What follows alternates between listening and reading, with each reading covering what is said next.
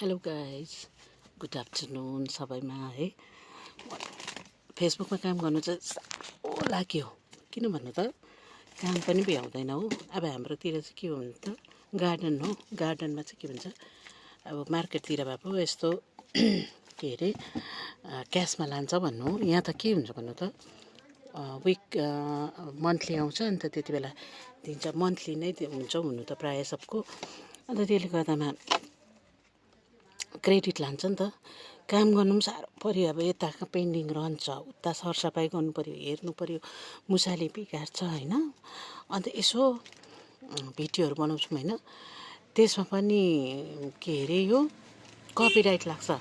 Copyright लागेपछि के भन्नु त त्यसमा रेभेन्यू लाग्दो रहेछ फाल्टै हो।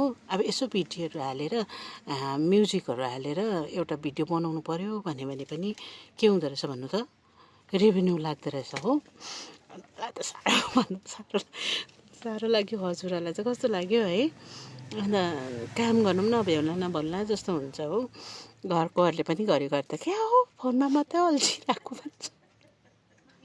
म त छक्कै परिसक्यो हो।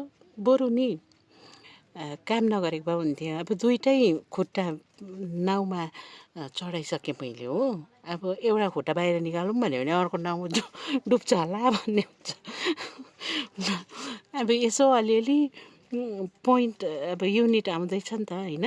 त्यो युनिटहरूमा पनि अब घटी हुन्छ होला, अब कम्ती हुन्छ भनेर चाहिँ बनाउँदैछु। तर त्यसमा पनि के हुन्छ भन्नु त उयो कपिराइट लागेर हो। कपिराइट लाग्यो फेरि डिलिट गर्नुपर्छ। अब त्यसमा जति अब हाम्रो भ्युज होइन लाइक्सहरू आएको हुन्छ नि त्यो जम्मै जान्छ। अन्त त्यसले गर्दा यता त्यो कपिराइटको पैसा अब उता रेभेन्यू तिर्नु पऱ्यो। अन्त यता हाम्रो काम पनि पेन्डिङ हो। अन्त जब हामीले थालेको हुन्छौँ त्यति बेला नै भन्नु पर्थ्यो नि त होइन। मलाई त त्यति साह्रो याद पनि थिएन कि भर्खर नयाँ हो। भर्खर त हाम्रो त कति हुँदैछ ताजा तपाईँलाई युनिट 80हरू हुँदैछ नि त हो। अन्त युनिट 80हरू हुँदैछ। अन्त त्यसले गर्दामा चाहिँ मैले के गरेको भन्नु त अलिअलि काम गरेर चाहिँ अब हुन्छ होला के भनेर गरेको। तर अब के हुन्छ होला अचम्म लाग्दैछ हो। मार्छ मलाई त काम नभ्याएर हो, पेन्डिङ कामहरू बसेर हो।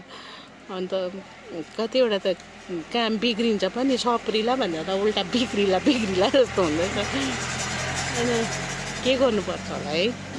हुन्छ थ्याङ्क यू, बाइ बाइ है। यो चाहिँ के रहेछ भन्दा त जो एकदमै खाली छ नि उनीहरूको लागि मात्रै रहेछ जस्तो लाग्यो मलाई त है। हेर्नु न बाहिर निस्किनु पाउँछ। अब बाहिरको भिडियोहरू हालौँ भन्यो भने पनि बाहिर निस्किनु पाए पो बाहिरको भिडियो हाल्नु हो।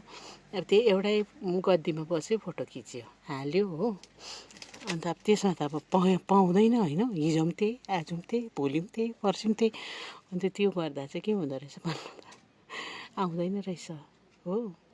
बाई बाई भनेर पनि तपाईँहरूसँग इङ्गेज भइरहेको छु है। सरी, बाई बाई अब चाहिँ।